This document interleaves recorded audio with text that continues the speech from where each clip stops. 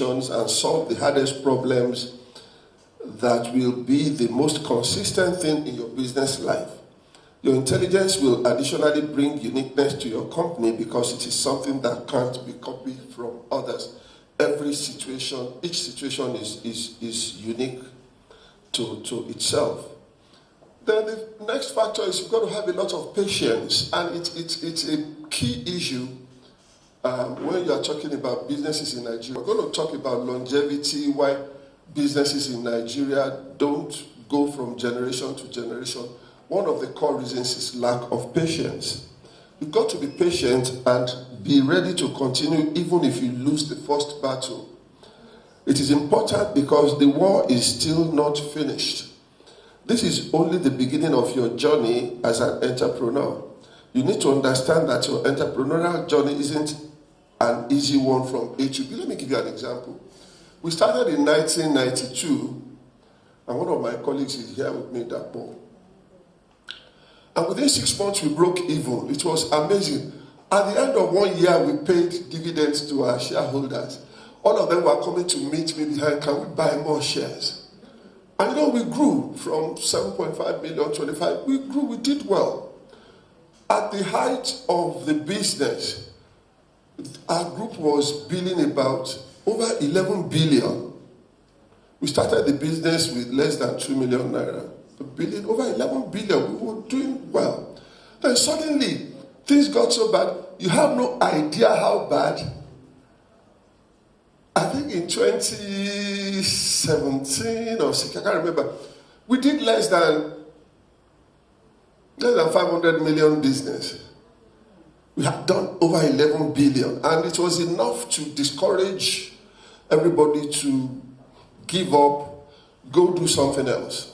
And this will always happen in most enterprises, most businesses, and except you have the grit, you can focus on something bigger. Most times you give up when such big disappointments happen. Thankfully, we didn't give up, and we thank God that we survived that period. Then the ability for teamwork. Nobody can achieve anything alone.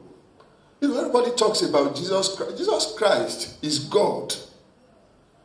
Jesus Christ is God. There is no other way I can explain to everybody. But even in his earthly ministry, he didn't walk alone. He had 12 people.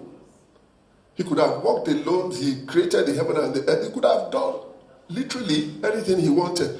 But he still needed 12 people. Somebody to keep the purse, although that one was a thief.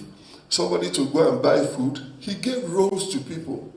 So you've got to have a team, but the team has to be a very competent team. If you have, no matter how brilliant you are, how much foresight you have, how much training, how much ability, when you have a weak team, then there's very, very little that can be achieved. Then risk-taking, calculated risk.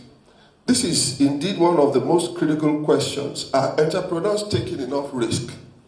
Yes, each business startup is at some level quite risky. You are risking money, you are risking your reputation, you are risking your livelihood, you are risking the livelihood of the people you have invited who left wherever they were to come and join you. So there's a lot of risk involved.